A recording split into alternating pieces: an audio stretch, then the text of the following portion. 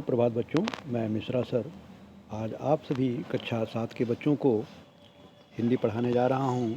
तो हिंदी बसंत भाग 2 के पाठ 13 एक 3 का पाठ का पाठन कराने जा रहा हूँ। इस कविता को अयोध्या सिंह उपाध्याय हरिऔध जी ने लिखा है।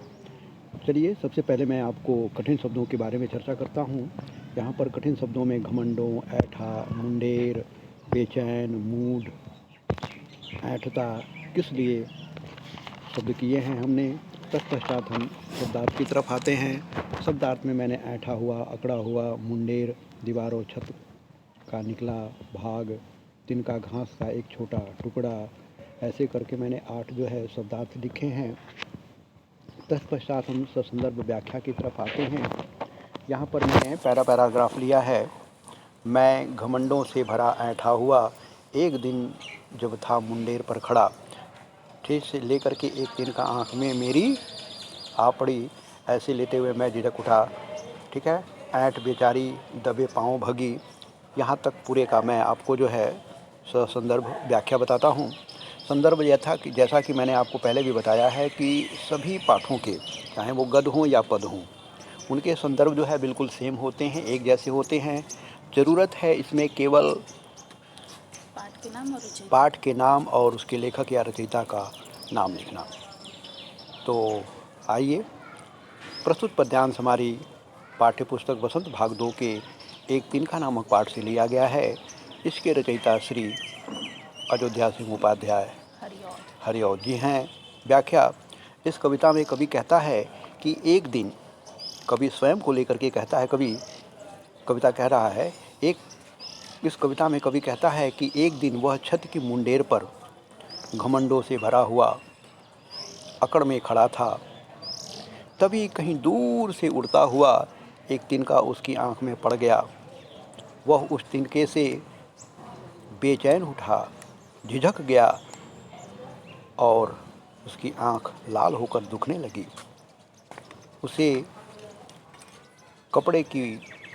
लोग उसे कपड़े की मूठ देने लगे और आंख से तिनका निकालने का प्रयास करने लगे।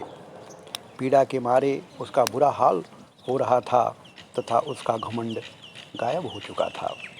ठीक है, इसके बाद जो है आखिरी पैराग्राफ है। इसमें मैं बताता हूँ कि जब किसी ढब से निकल गया तब समझने उसे ताने दिए, ऐंठता तू किस लिए इतना रहा, एक तिनका है बहुत तेरे लिए। यहाँ पर कवि जो है व्यक्ति के अकड़ को, उसके अहम को, अहंकार को दूर करने के लिए उदाहरण देते हुए बताया है कि जब तिनका आँख में पड़ गया उसे अपार पीड़ा हुई। ठीक है, एन किन प्रकारेण, किस प्रकार से जब वह तिनका आँख से बाहर निकल गया, थोड़ी उसको राहत महसूस हुई, तो उसकी समझ अर्थात यहाँ पर उसकी मन ने, अंतर आत्मा ने उसे ताना देते हुए कहा, क्या कहा कि ऐंठता तू किस लिए इतना रहा, ऐ मनुष्य तू किस बात पर इतना अहंकार करता है, तू किस बात पर इतनी अकड़ दिखाता है।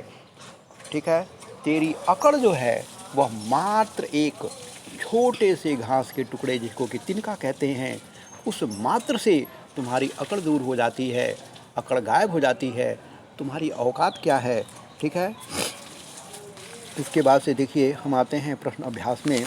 प्रश्न अभ्यास पर पुनः मैं आपको बता दूं कि प्रश्न अभ्यास जो है ये सारे अभ्यास के अंतर्गत वर्णित होते हैं। ज़रूरत है हमें उसे ध्यानपूर्वक पढ़ने की, समझने की, बार बार दोहराने की, और इस प्रक्रिया द्वारा हम दिए गए प्रश्न अभ्यास के सभी प्रश्नों के उत्तर थोड़ा अपना विवेक प्रयोग कर करके लिख सकते हैं। यहाँ पर देखिए मैंने कविता से 5, ठीक है ना, 5 प्रश्नों के उत्तर हमने दिए हैं।